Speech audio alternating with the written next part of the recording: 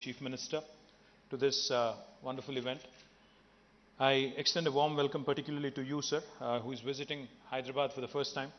Like I was telling you just about a few minutes ago, delighted that you're here in person with us. You're here to guide us.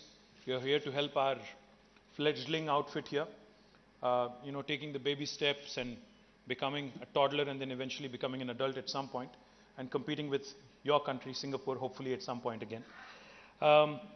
We look forward to the fireside chat. We look forward to guidance. We look forward to your advice.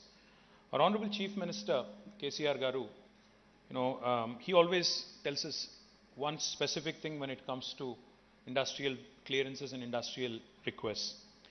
He says it's not just the ease of doing business that's important. Ease of doing business, of course, is important. It has several components, several layers. He says besides ease of doing business, if India really has to compete with the best in the world, two other things also come into play: cost of doing business and quality of doing business. Especially as the whole world is looking at a China plus one strategy, or China for China and India for the rest kind of a strategy. I think it's imperative we bring in reforms, long-lasting reforms, in terms of ensuring that even dispute redressals are addressed in a very time-bound manner.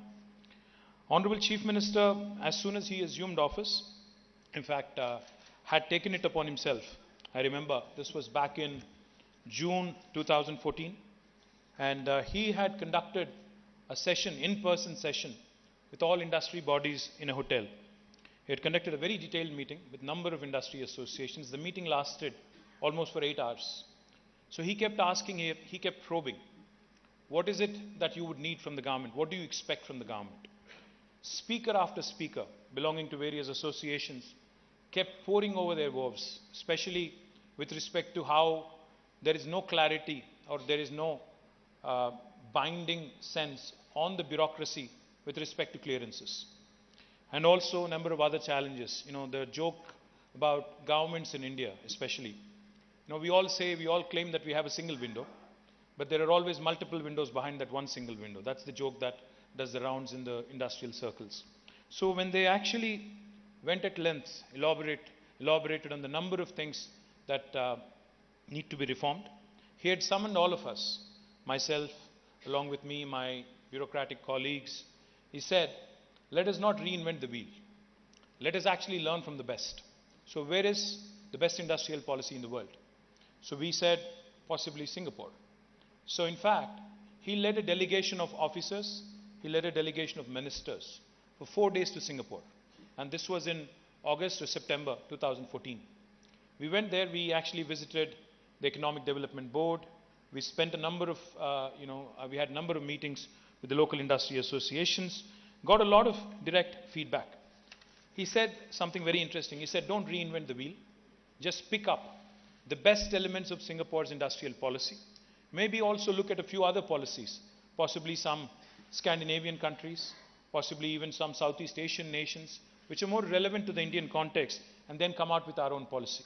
As a result, in October 2014, the first piece of legislation that was enacted by government of Telangana was actually delivered in October 2014, and this was called the TS I-Pass.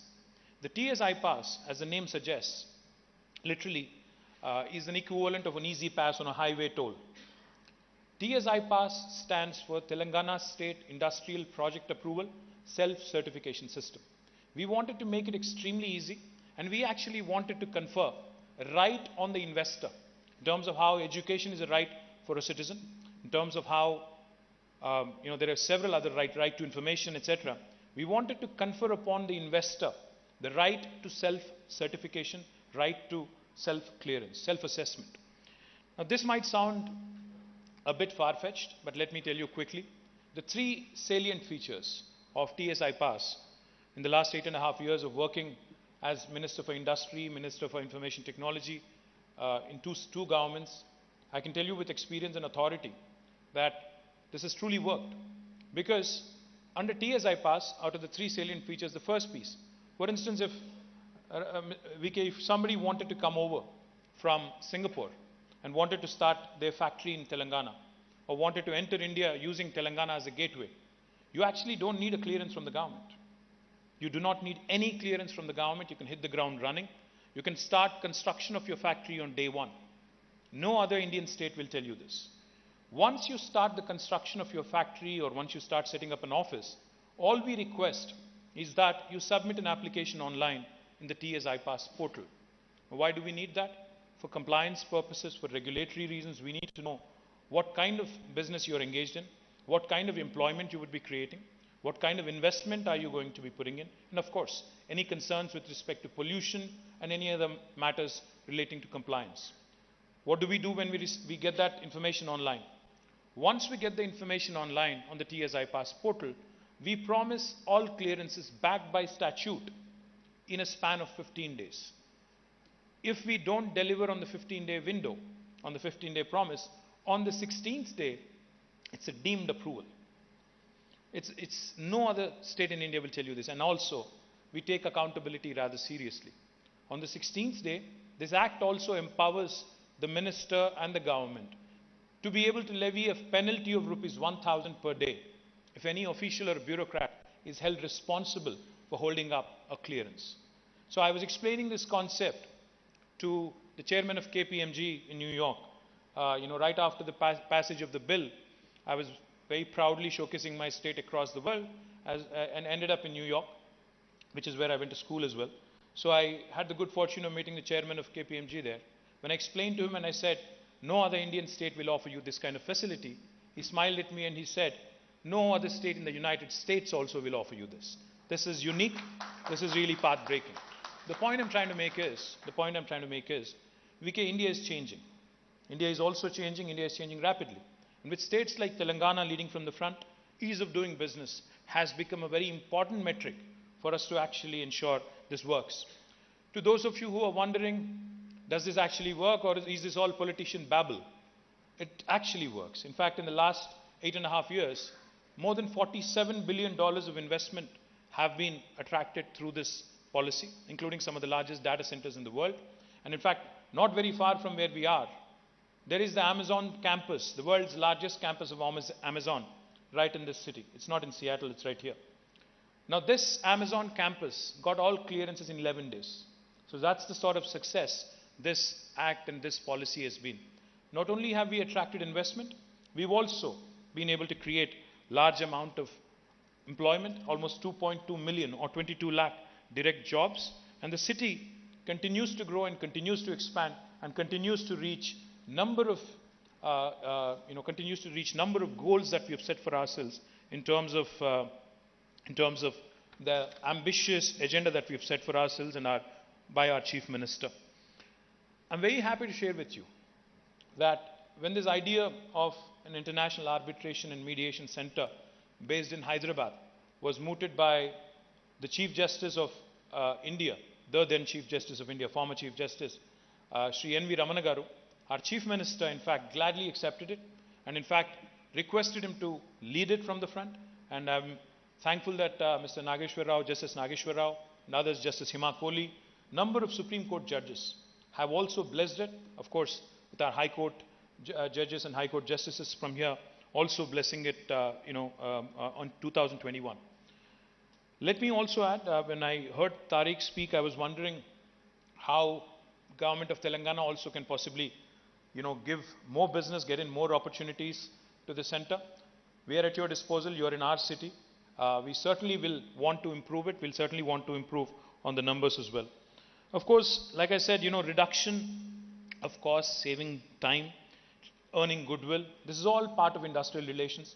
Government is more than happy, state government is more than happy to ensure that we have more and more satisfied customers with early dispute redressals.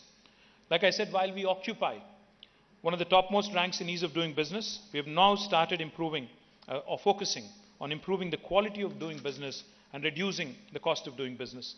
I've seen countless examples of companies getting into a dispute and litigation which reduces both the quality and increases cost as well, cost for both parties. I'm personally aware of many cases, in case of Hyderabad-based industries whose endless battles with prolonged litigation in different courts have taken away not only substantial profits away, from their balance sheet, but also have wasted precious time and effort of their resources and also the judiciary. An institution like the International Arbitration Center is extremely beneficial, and we have completely endorsed it and will continue to endorse it even more efficiently and strongly. I'm happy that the International Center has made a good beginning, but my request to the registrar and other staff at the center is please create more awareness. We need more of these sessions. We need bar on our side. We need the entire legal luminaries and legal fraternity on our side. We need the administration on our side. We need more and more focus on this. And of course, whatever we can do in terms of bringing in the industry bodies like CII, FICCI, NASSCOM, FTCCI, HICIA to popularize the center among the industry bodies is something that we'll absolutely do. Also, having such a center, as was pointed out, in this city makes it very attractive for us also from a positioning perspective to bring in more investments, to attract more marquee names into the city so that we can tell them that there is early dispute redressal mechanism should there be one. Of course, as Minister for Industries, I would be failing in my fiduciary responsibility if we do not also recognize and take into cognizance that this facility is not just for the big boys, not just for the mega industries, but also the MSMEs who face difficulties and who have several disputes at their local level. There was a quick conversation that we had with VK and Justice Rao.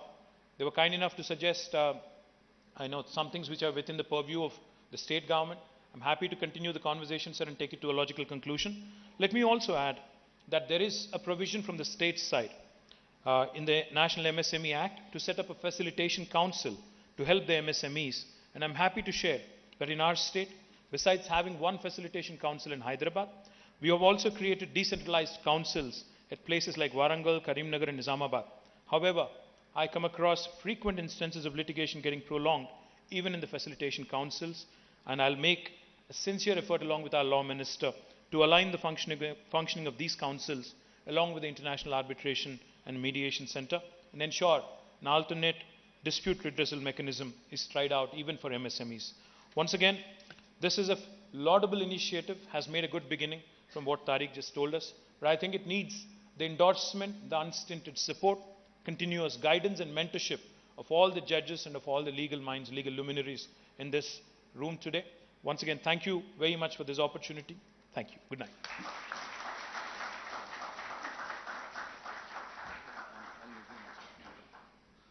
Thank you, sir. Thank you so much for your support. The Honorable Minister has to now leave, so we'll be starting with the fireside chat. And thank you so